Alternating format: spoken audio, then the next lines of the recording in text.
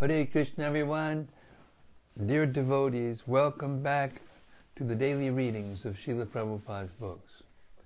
Right here in the Haven, Hythe, Kent, southeast England, just near the English Channel.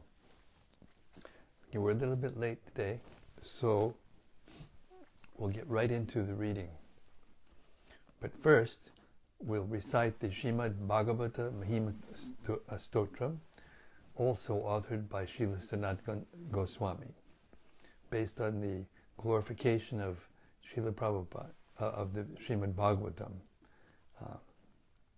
It goes like this. Sarva Shastra Dipiyusha Sarva Vedaika Satpala Sarva Siddhanta Ratnadya Sarva Lokaika Drikprada. O nectar from the ocean of all scriptures, singular fruit of all the Vedas, rich mine of the precious gems of all conclusive truths, you are the only giver of sight to all the worlds. Sarva Bhagavata Prana Srimad Bhagavata Prabho Kalidwandodita Ditya Shri Krishna Parivartita. O life air of all the Supreme Lord's devotees, O Master Srimad Bhagavatam, you are the sun risen in the darkness of Kali. You are the exact image of Sri Krishna. Paramananda Pataya Prema Varshakshadayate Sarvada Sarvasevyaya Shri Krishnaya Namostume. I bow down to you who is supremely blissful to read. Your every syllable pours down a flood of prema. You can always be served by everyone. You are Sri Krishna himself. Madeka Bando Matsangin Madguru Man Mahadana Manistadagamad Bhagya Mad Ananda Namostute. My only friend, my constant companion, my spiritual master, my great wealth, my savior, my good fortune, my source of ecstasy, I bow down to you. Asadu sadutadayin adini chochatakada hanamunchagadachin mam premnarit kantayospura. O bestower of saintliness to the unsaintly, O exalter of the most fallen, please never leave me. Always appear in my heart and my voice with pure love. Om Namo Bhagavate Vasudevaya. Om Namo Bhagavate Vasudevaya. Om Namo Bhagavate Vasudevaya. So we're still in the fourth chapter of the first part of Brhad Bhagavatamrta, and Hanuman is glorifying the Pandavas, starting from text 110. Hanuman speaking to Narada. Please do not let your intelligence become shrouded by the offensive idea that you and I are staunch celibates and the Pandavas mere householders, distracted by political affairs. Commentary. In this verse, Hanuman lays to rest any doubt by which one might think that because the Pandavas are wealthy sense gratifiers, renunciants like him and Narada should avoid associating with them. Hanuman here uses the plural form asman to include by implication the four Kumaras and other lifelong celibates. Simply to think that the Pandavas are materialists, even without saying anything against them, is a grave offense against pure Vaishnavas, an offense from which the offender might never be able to recover. Therefore, Narada should not start thinking in this way. Text 111. Those Pandavas never desire anything material because they constantly serve Lord Krishna's lotus feet. And indeed, their own lotus feet are worshipped by the spiritual masters of the Paramahamsas. Commentary. As powerful kings in an age when royal status meant much more than now, the Pandavas commanded immense resources for control and enjoyment. But the Pandavas were attracted only by pure devotional service to Krishna's lotus feet. And so their own feet were worshipped by the greatest of renounced sages. Many men, commonly honored as self-realized saints, are in fact polluted by impersonalism and subtle desires for fame and power. True Paramahamsas are extremely rare in this world, especially in modern times. Even 5,000 years ago, the ecstatic devotion of the Pandavas distinguished them as saints among saints. Text 112. The eldest of these brothers rules the state out of love for the personality of Godhead. Thus his kingdom is rich in all sorts of assets, rarely enjoyed by the demigods. Commentary. If the Pandavas had no interest in royal opulence, why were they so entangled in it? Only as a burden of love, King Yudhishthira accepted the responsibilities of the throne because they afforded great opportunities for spreading Krishna consciousness. He knew that two special kinds of service available only in the material world, killing demons and preaching to conditioned souls, pleased the Supreme Lord even when they involve what seems to be material entanglement. Sri Sutta Goswami says, Emperor Yudhishthira administered generously to everyone during his reign. He was exactly like his father. He had no personal ambition. He was exactly like his father. He had no personal ambition and was free from all sorts of sense gratification because of his continuous service unto the lotus feet of the Lord, Sri Krishna. Bhagavatam 1:2-4. Ranjayan Praja, gratifying the senses, does not mean that Yudhishthira Maharaj pacified them with bread and circuses or a booming materialistic economy. It means he encouraged them to become Krishna conscious and made all practical arrangements toward that end. The pleasure of pure devotional service is the only real source of satisfaction for all human beings. As Narada tells Shonaka Rishi in Sri Hari Bhakti Surudaya 151, you are the most extremely fortunate, because the entire population is being empowered by you spiritually.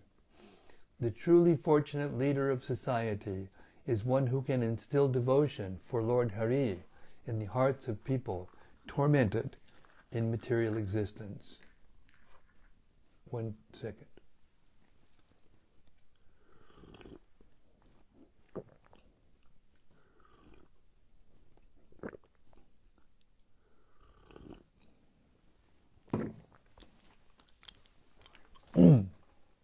Thus,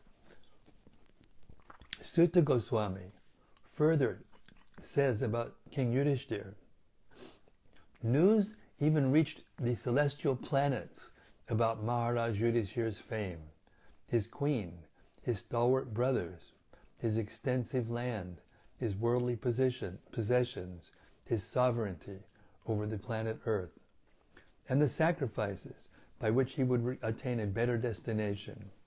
O Brahmanas, the opulence of the king was so enchanting that the denizens of heaven aspired for it. But because he was absorbed in the service of the Lord, nothing could satisfy him except the Lord's service. Bhagavatam 1:12, 5 and 6. In Vedic civilization, the ruler of a kingdom had the right to claim 1/6 of the citizens total wealth to maintain the government and his personal household. A king also received 1/6 of the people's karmic reactions, which in a pious domain, like that of the Pandavas, meant a great stock of good karma. Following the lead of King Yudhishthira, his younger brothers helped him rule the kingdom, but were not attracted to material enjoyment. The 5 brothers are universally famous for their cooperative spirit and their zeal in upholding the highest principles of human civilization. Text 113. By sacrifices like the Rajasuya and Ashwamedha, he has earned pious credits great enough for attaining the world of Lord Vishnu. And while still in this world, he rules the entire sphere of Jambudvip. Commentary. Great sacrifices usually earn their performers material benefits up to the attainment of heaven. But because Yudhishthira conducted the Rajasuya and Ashwamedha sacrifices in pure Krishna consciousness and offered all the fruits to satisfy Sri Krishna, the benefits Yudhishthira derived were transcendental. His engagement in sacrificial rituals only increased his exclusive devotion for Krishna. By performing the Rajasuya and Ashwamedha sacrifices, Yudhishthira earned the privilege to enter Vaikuntha. Included automatically in this privilege was the right to visit the heavenly planet of Indra and every other material planet. The joy of life in Vaikuntha automatically includes all the joys found in Swargaloka and elsewhere. And in addition to these benefits for the next life, Yudhishthira prospered in this life as well. Text 114. His pure fame is known throughout the 3 worlds. His faultless possessions evoke the envy of the gods. Text 115. The king achieved all this opulence by Krishna's mercy and has offered it all to Krishna. It never had any power to please him. Commentary. Yudhishthira Maharaj had at his command all that a civilized gentleman might like to enjoy in this world. Even the demigods on higher planets could only dream of such opulence. And he'd not only enjoyed fabulous opulence in this life, but could expect still more in the next.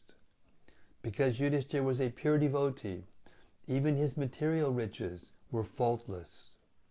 In contrast to the wealth, knowledge, and other assets of people in this world, his assets were permanent, because their source was Sri Krishna's satisfaction, rather than the material course of karma. When Yudhishthira offered his assets back to Krishna, no possibility remained that they would corrupt him. Those assets, being dedicated to Krishna in selfless love, could only further enhance the virtue of Yudhishthira's character. Text 116. Since his heart always burns in the fire of love for Krishna, those garlands, fine garments, and sandalwood pulp attracted him no more than they would attract a man afflicted by the fire of hunger. Commentary. The slightest touch of pure prema, love for Krishna, destroys all faults in a devotee. It satisfies the devotee so completely that nothing inferior can divert his attention. To outsiders, the effects of prema may seem painful. The devotee seems to burn in torment while separated from the Lord, and even while enjoying the Lord's company, he burns in apprehension of separation to come. But in fact, viraha bhav, devotional service in separation, is the highest essence of loving ecstasy. The intimate devotees of Krishna in Sri Vrindavan constantly experience viraha bhav. As Shukadev Goswami says in describing the fall season in Vrindavan, even for the gopis whose hearts had been stolen by Krishna, the people could forget their suffering by embracing the wind from the flower-filled forest. This wind was neither hot nor cold. Bhagavatam 10:20, 45. The gopis of Vrindavan were so intensely absorbed in viraha bhav that the cool breezes of autumn only increased the burning in their hearts, because this was the time of year when the fever of their hankering to be with Krishna reached its peak. Hanuman cites the analogy of a man suffering from hunger. The fire of extreme hunger dries up all the elements of his body so that he can no longer enjoy the pleasure of clothes or other objects of enjoyment, or even the association of family and friends. Possessing worldly things merely adds to his frustration. Only when his hunger is removed will he be relieved of anxiety. Similarly, the gopis can be satisfied only by the company of Krishna. Text 117. Just see, his superlative queen is none other than Srimati Draupadi, and his brothers are such men as the blessed Bhimasen and Arjuna. Text 118. They are dear to him not because of bodily ties or because they help him reach the four goals of material life, but because of their loving bond with the lotus feet of Krishna. Commentary. It is true that Yudhishthira was very much attached to his brothers and wife, but that attachment was not material. It was not based on identification with material bodies, but on the pure spiritual identities of him and his family as eternal servants of Krishna. Srimati Draupadi was the most excellent queen any emperor could have, and she was empowered with the beauty and other transcendental qualities of Lord Vishnu's consort, Lakshmi Devi. But Yudhishthira's affection for her was not due to being attracted by these qualities. He was completely immune to such attraction. Yudhishthira's brothers and wife also offered him valuable assistance in fulfilling his responsibilities for dharma, artha, kama, and moksha. These four material aims of life, however, were also powerless to distract him from his attachment to Sri Krishna's lotus feet. He cherished his connection with Bhima, his other brothers, and Draupadi only because they had pure devotion for Krishna. Anything or anyone associated with Krishna is dear to a pure Vaishnava. So when Vaishnavas come together in either casual or lifetime relationships, they naturally develop love for one another. They relish great pleasure tasting together the rasas of Krishna consciousness. Their spiritual assets expand as each devotee's good qualities magnify those of his or her spiritual companions. In the family of the Pandavas, the wife and younger brothers especially benefited from following the lead of Yudhishthira. Text 119. But what can a forest monkey like me say about the Pandavas? Your lordship already knows much more than I about their glories. Commentary. Hanuman is not actually the subhuman creature he presents himself to be. He speaks in this way only from deep humility.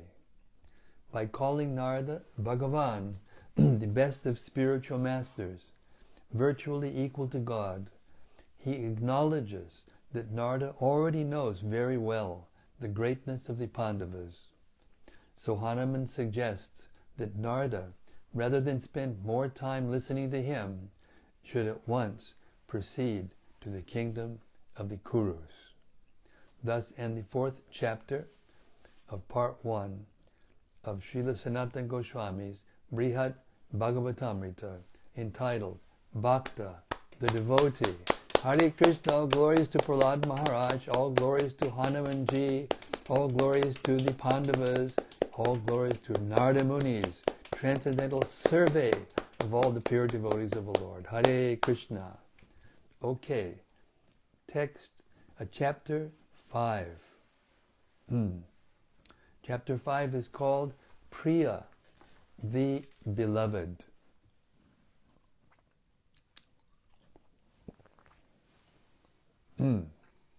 Text 1.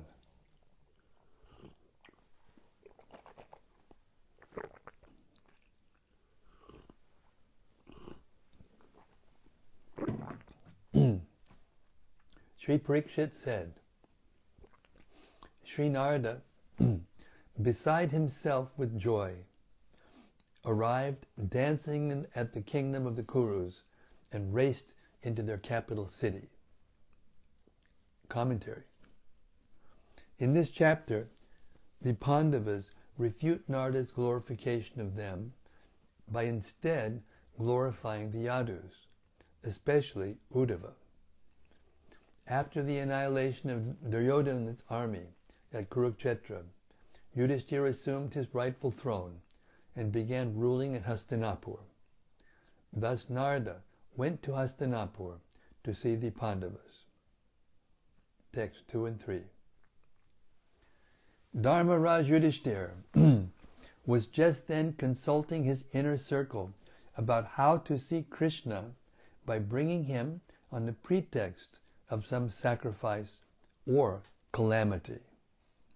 When the king heard that the great sage was at the door, he at once stood up with his brothers, mother, and wives. Commentary. When Narada arrived dancing at the palace gate, the doorkeepers immediately informed King Yudhishthira. The king and his family at once stood up to greet Narada, even though they had been busy deliberating on how to induce Krishna to come to Hastinapur. One idea had been to send Bhima or someone else to invite Krishna to an Ashwamedha sacrifice. But the assembly thought this wouldn't make Krishna come soon enough because sacrifices take a long time to arrange. A second proposal was to ask Krishna to help defend Hastinapur from enemy attack. Even though there was no need for another sacrifice and no threat of attack on the city, the Pandavas were scheming to get Krishna's association by whatever means.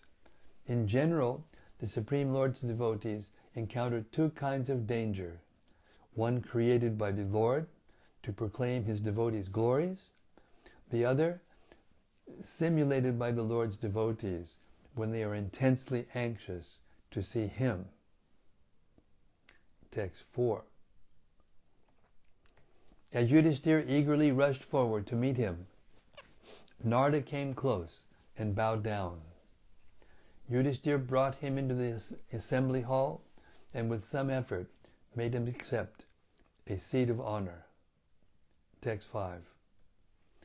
As others had done before, dear mother, the king brought a large assortment of items for worshipping Narada. But Narada took those items and instead worshipped your fathers-in-law and their servants. Commentary. Before the Pandavas could reach Narada at the door, the sage had already come close and offered his prostrate obeisances. Yudhishthira then at once arranged for paraphernalia for worship of Narada. Although other devotees like Prahlad had also tried to worship Narada, Yudhishthira had the means to offer the opulence of royal worship. But as soon as Yudhishthira began to worship, Narada stopped him, seized the items, and used them to worship the entire Pandava household, including the servants. Parikshit Maharaja's mother, being a close relative of the Pandavas, could feel special pride in hearing this account. Text 6. Narada chanted at length the glories of the precious treasure of which Hanuman had spoken, Krishna's favor on the Pandavas. Narada accompanied his words by playing his veena. Commentary. Krishna's favor toward the Pandavas, like a vast treasure of material wealth, was precious and too extensive to measure.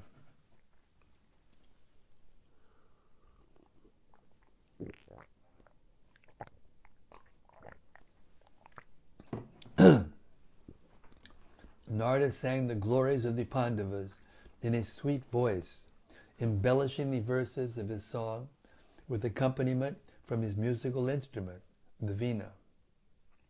Text 7. Sri Narada said, "You are indeed the most fortunate persons on earth. The Lord of all lords of the universe is your dearest friend. He is your God, your spiritual master, your blood relation, your maternal cousin. He is your messenger, well-wisher, order carrier, and charioteer." Commentary. In texts 7 through 44, Narada tells of Krishna's special grace on the Pandavas. He begins in this verse by indicating the various ways the Pandavas enjoyed personal association with Krishna. Because of these manifold relationships with Krishna, the Pandavas should be considered the most fortunate Vaishnavas on earth. This world of human beings is actually the most suitable place to cultivate pure devotion for Krishna. On higher planets, like Swargaloka, greater power and sense gratification are easily to be had, but such material resources, though attractive to conditioned souls, are obstacles to renunciation and pure devotion. The Pandavas are fortunate, therefore, to be with Krishna in his descent upon earth. The Pandavas' good fortune is bhuri, virtually unlimited. The word bhaga means good fortune, bhagadeyam, and it also means worship, bhajanam. In this second sense, bhuri bhaga means that the Pandavas' worship of Krishna is exceptionally exalted. Another meaning of bhaga is part. The Pandavas enjoy a small share of the Supreme Lord's special favor, since the Lord has many other devotees besides them. But even that small part of his favor is great beyond measure. Although the Pandavas are richly endowed with love and compassion for one another and for all creatures, the prime focus of their love and affection is Sri Krishna, the son of Devaki. The Pandavas are exceptionally fortunate because the same Krishna, who is the sole object of their love, is the supreme controller of the lords of the universe, Brahma, Rudra, and the other demigods. The Pandavas not only love Krishna as their friend, but also worship him as their eternal master and protector. He is their spiritual master, guiding them in all matters of life. He becomes one of their family members, specifically on their mother's side. Kunti, the Pandavas' mother, is the sister of Vasudeva, Krishna's father, both of them being children of King Shurasena. And maternal cousins are normally affectionate to one another.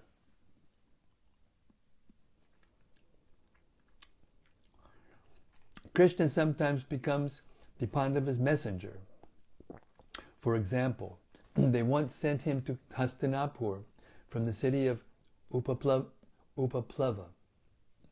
in the kingdom of Virat to convey a message to Duryodhana's court.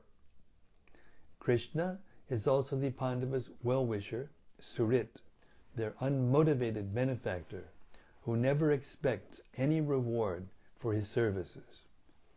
And sometimes he drives Arjuna's chariot as he did during the battle of Kurukshetra. Arjuna said, Senayor upayor madhye ritam stapayame chuta. O Achyuta, please draw my chariot in the midst of both armies. Bhagavad Gita 1:21. On such occasions, Krishna obeys the Pandavas' orders without question. Thus Krishna is called Ukti Tantra, subordinate to the words of his pure devotees. In a broader sense, also, all of Krishna's dealings with the Pandavas display his eagerness to submit himself to their control. He readily agrees to whatever they wished him to do. This implies the other ways Hanuman had mentioned to Narada that Krishna helps the Pandavas, his standing guard for them at night, and so on. Ukti Tantra is also a polite synonym for the word sevaka, servant, which Narada may have considered an unsuitably discourteous word for describing Lord Krishna. All these relationships between Krishna and the Pandavas are pervaded by intimate affection. For the Pandavas, Krishna is the eternal object of worship, but more than that, he is their eternal friend. Arjuna and his brothers also worship demigods like Lord Shiva and spiritual masters like Drona. But the Pandavas' worship of Krishna is unique because it comes forth from unalloyed prema. Text 8. For Brahma, Rudra, and other demigods, he is difficult to realize even in advanced meditation. He can be known through the words of the Vedas only when one understands their special purport. Sriman Nrisingha, Sri Vamana, and Sri Raghavendra are his plenary expansions. Commentary. The supremely charming transcendental person, Sri Krishna, is difficult to understand. Great demigods may know his supremacy theoretically, but they cannot begin to taste Krishna Prema. All Vedic texts are ultimately descriptions of Sri Krishna, yet his all-attractive charm is not obvious in the literal meaning of the Vedic mantras, nor in their ritualistic explanations. One must discover the secret purport of the Vedas, which is possible only by the mercy of Sri Krishna's pure devotees. Jnanis follow the process of atan nirasana, negating all inessential concepts to find the Supreme gradually in his impersonal feature. But to obtain a more confidential understanding of the personality of Godhead, this neti method is inadequate. Vaishnavas adore the Supreme Brahman in various aspects of his personality.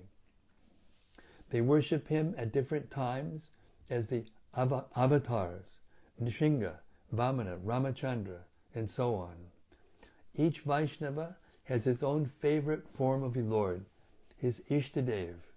Even though Lord Nrsimha is frightening and prone to anger, he has many devotees who constantly remember how he cared for Prahlad and protected him from all dangers. Lord Vamana is also popular, even though a dwarf. His devotees remember how he covered the universe with 3 steps and displayed his universal form to Bali. Countless devotees for millions of years have revered Lord Ramachandra, remembering his example as a perfect monarch. But the attraction of each of these avatars is but a reflection of Sri Krishna's supreme attractiveness. All the avatars of Godhead, finally, are his partial expansions. Each of them is the absolutely potent Supreme Person, but none of them exhibits all the aspects of his potency. Only Sri Krishna manifests completely the glories of God. By the word kila, indeed, Narada indicates that Krishna's primacy among the forms of Godhead is a well-known fact, established by Scripture. In particular, Srimad Bhagavatam 1.3.28 declares, these avatars are all parts and parcels. These avatars are all parts and parts of the Supreme Person, but Krishna is the original personality of Godhead. Krishna is superior to Lord Nishinga, Lord Vamana, and Lord Raghavendra, and therefore the Pandavas are superior to Sri Prahlad, Bali, and Hanuman. And we shall stop our reading there. It's almost 8 o'clock. We'll start tomorrow, text 9. So if we have any comments or reflections,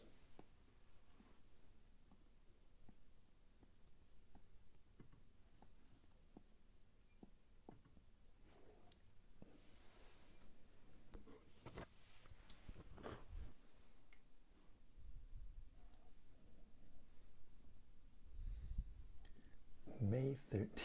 What? Oh, Krishna. April. March. February. 13th. Yes? First is something from Brhad Bhagavatamrta. Hey, Brhad Bhagavatamrta, first out of the gate again. Haribol.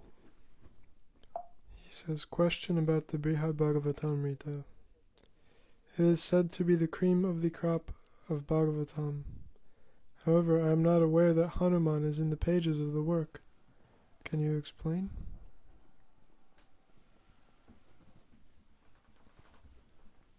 Which work? In the work of Bhagavatam or Brhad Bhagavatamrta? It's not clear. Read it again. He says, a question about the Brhad Bhagavatamrta. It is said to be the cream of the crop of the Bhagavatam. However, I am not aware that Hanuman is in the pages of the work. Can you explain? Well, I believe Hanuman is in the work of the Bhagavatam in the 9th canto, where Lord Ramachandra's glories are described. And he's obviously also in the Brhad Bhagavatamrta, because it was Hanuman who sent Narada to the Pandavas. So he's there in both.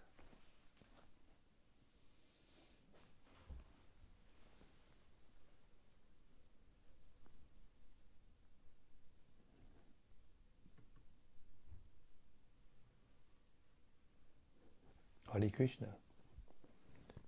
There's something from Bhakta Ben. Mm. He says, Hare Krishna Maharaj, thanks for tonight's reading. We heard that the Pandavas' love for each other is not material and is on the spiritual platform. We also heard that when Vaishnavas come together, their love for each other naturally increases more and more.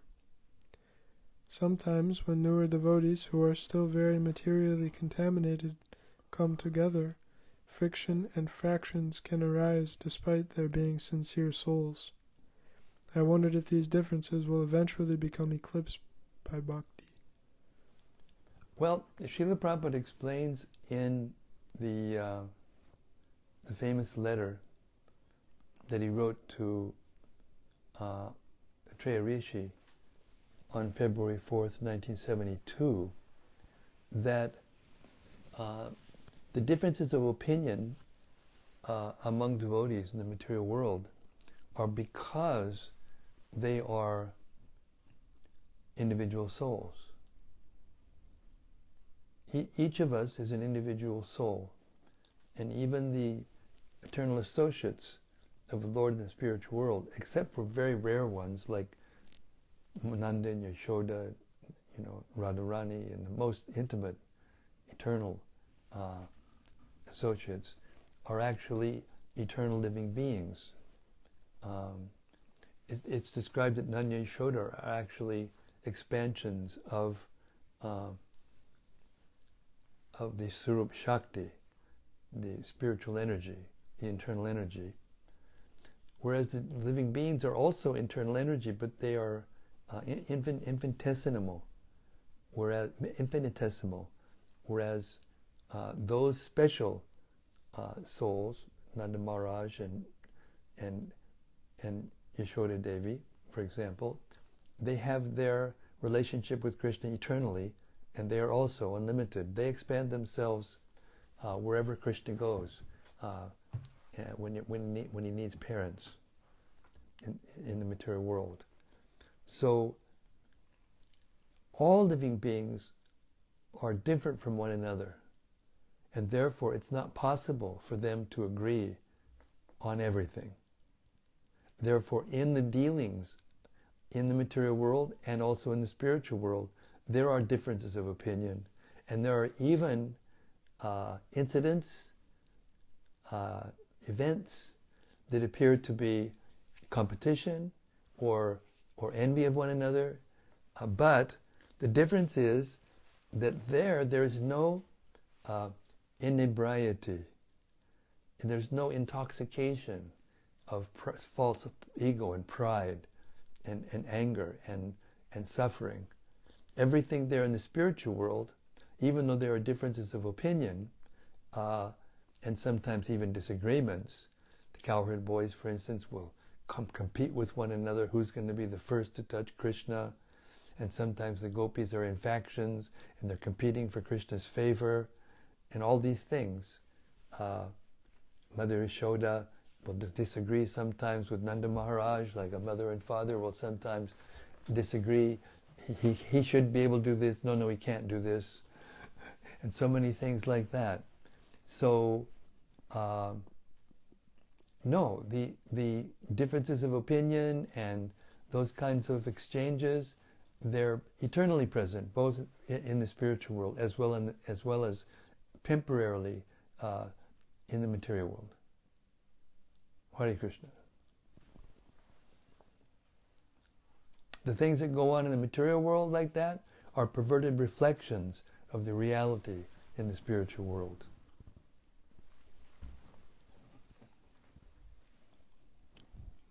Next is something from Gauranga Gopal Das. Hey Gauranga Gopal. Haribo. He says, Hare Krishna Maharaj, please accept my humble obeisances, all glories to Srila Prabhupada. Thank you so much for another amazing reading. I really liked how it is described in one commentary that King Yudhisthira accepted the responsibility of an empire and its citizens as a burden of love, as it is such a great way to preach Krishna consciousness. Yes. I heard from Devamrita Maharaj that devotees ready to take such leadership responsibilities are more rare nowadays. Why do you think that is? Why do I think it is? Well, in the Kali Yuga, Manda Sumanda Matayo, Manda Bhagyu Upadrita. It's described in the Bhagavatam that practically everyone in this material world is unfortunate. They're short-lived. They're always disturbed by some kind of difficulties. They're lazy, good for nothing, as we all well know, having come from this Western culture. Can you read his question again?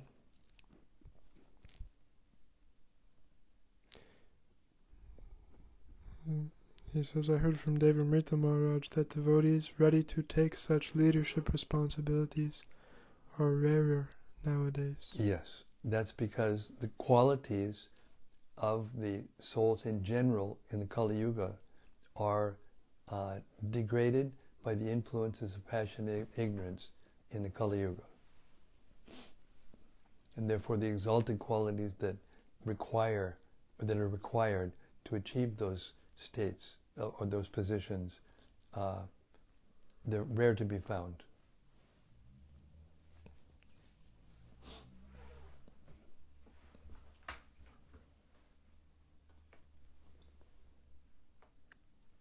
The comment from Vamsi Vilasi Das. Yes. He says, Hare Krishna Maharaj, thank you for reading.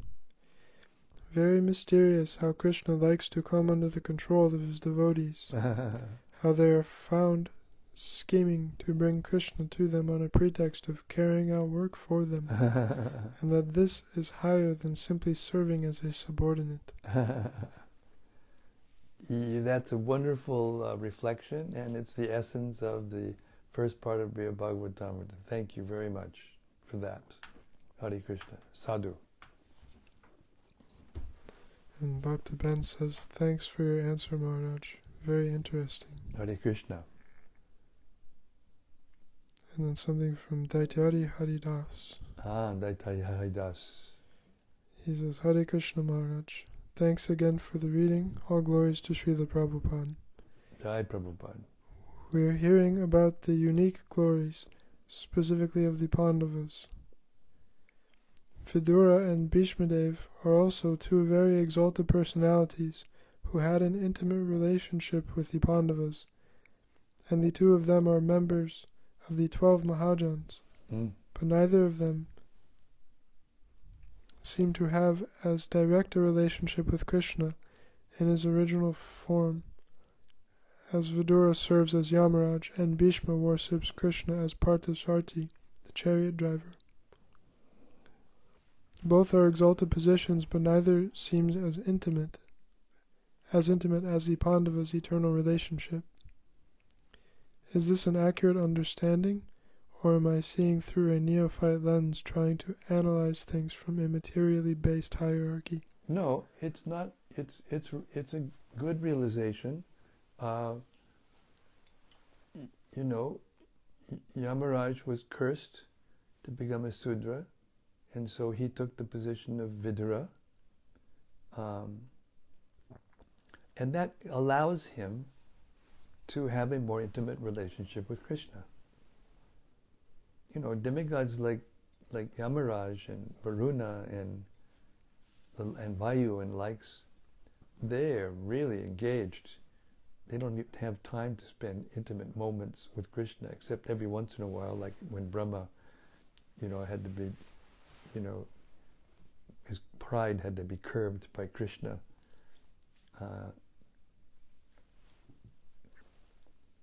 So yes, your point is well taken. Your point is well taken. Even though they're the same person, you can't actually. It's not actually completely accurate to say that Vidura is one of the Mahajans, because as Vidura, he doesn't act in that way, whereas Yamaraj does act in that position. But still, Vidura is as good as a Mahajan, because he follows in the footsteps of the Mahajan, and in fact he is a Mahajan. Bhishma is also a Mahajan, and he fought against Krishna. So this is the infinite variety that Krishna needs to be the supreme enjoyer. They say variety is the mother of what? No. Variety is the spice of life, they say. So Krishna is the supreme enjoyer. So he needs the infinite spice of life.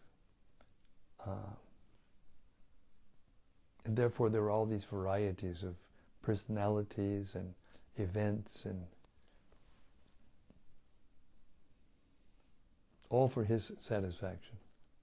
Hare Krishna.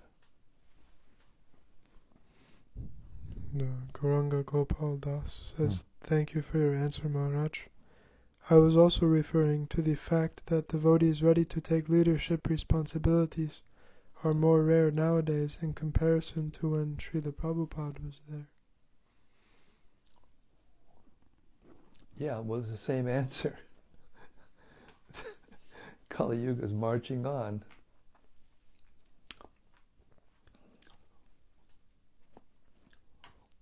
But it also reflects Srila Prabhupada's tremendous empowering personality.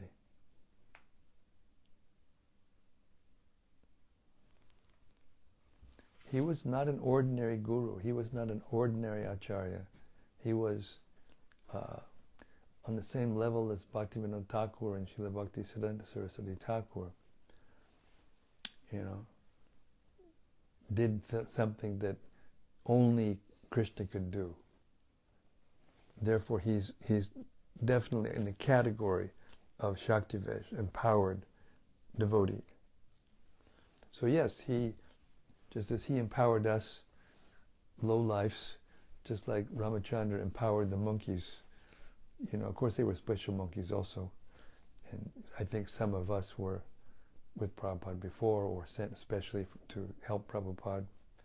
But you can see what happened after Prabhupada left. So many, even persons who were intimate with him, they couldn't handle the pressure, you know, of the size and depth and burden of responsibility that he gave us. I mean, when Prabhupada left, you know, I mean, I was 31 when he left, 1977. But almost all the devotees were in their 20s. There were just a few of us in the 30s. And nobody, I think, in the movement was more than 5 or 6 years older than me. Yeah, because now, well, maybe Satsvarup Maharaj is in his 80s. Mukunda must be close to 80, in his 80s, early 80s. So my point is that, you know, Prabhupada expanded this movement so quickly by his transcendental power and by Krishna's and Lord Chaitanya's will. And he left the world without so much instruction on how to be guru or how to deal with the things he was dealing with, even though we watched him doing it.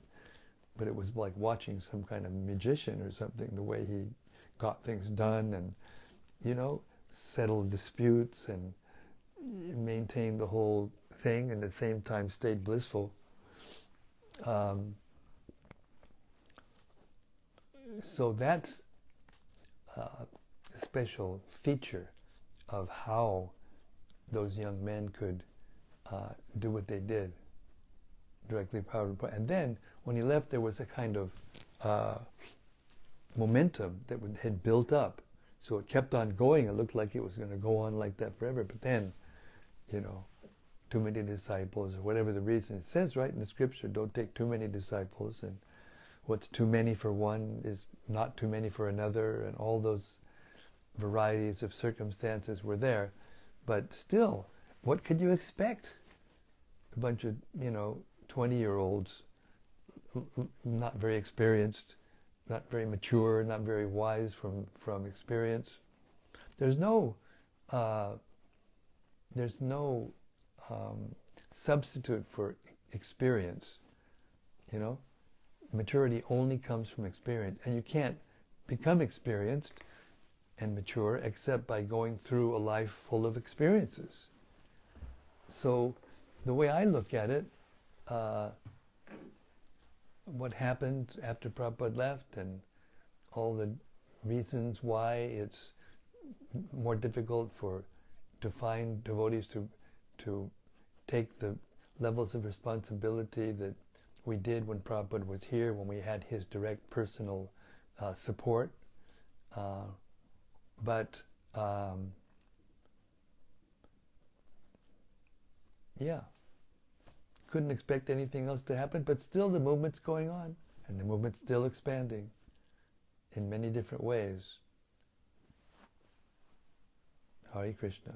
And the devotees who have been in the movement for 40, 50 years now, I've been here 48, and many devotees are over 50 years in the movement, seriously practicing Krishna consciousness and dealing with whatever obstacles they've come in contact with and crossing over them by surrender to the process of devotional service.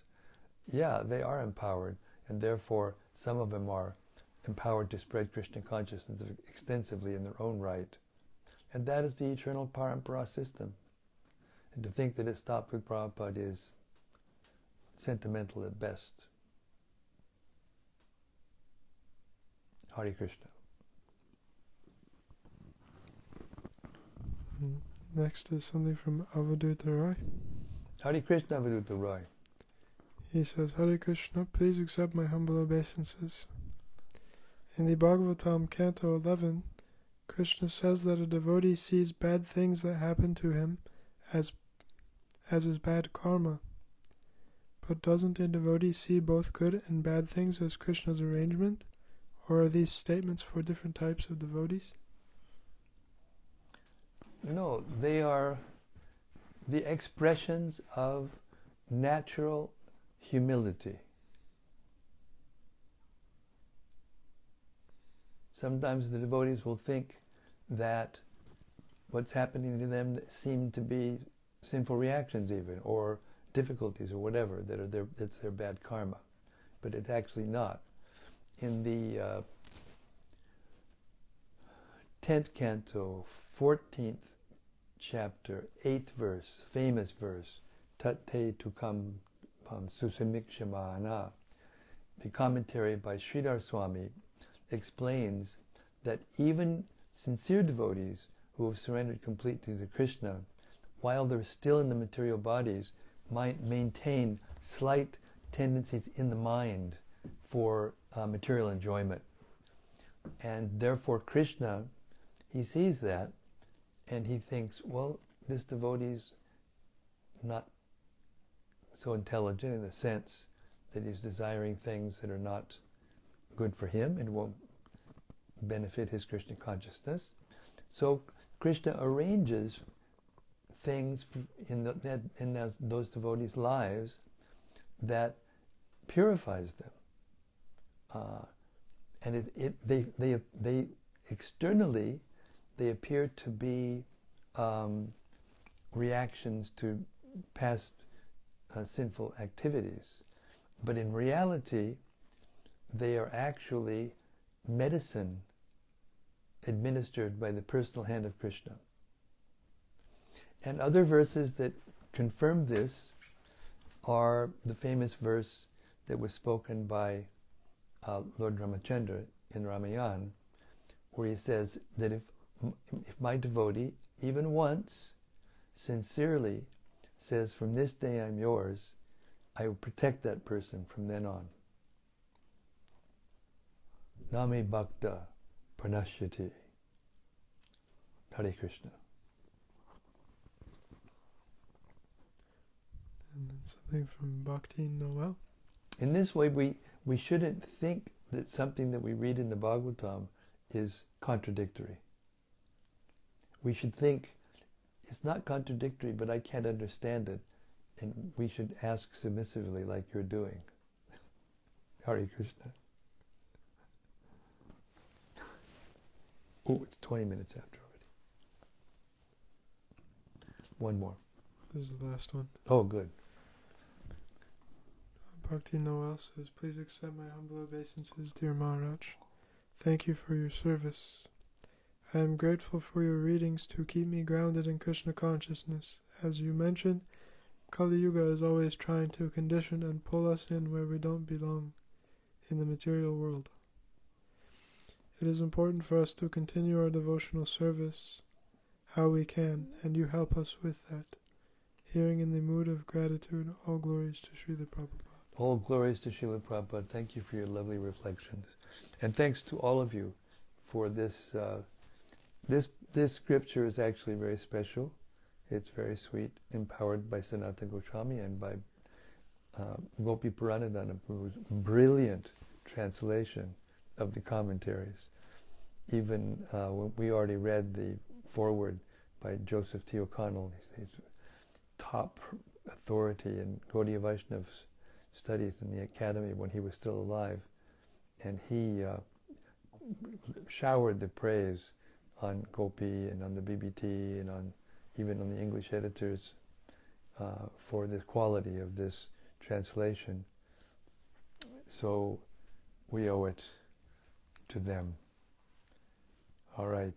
Shri Brhad Bhagavatamrta ki jai. Samaveda Bhakta Vrinda ki jai.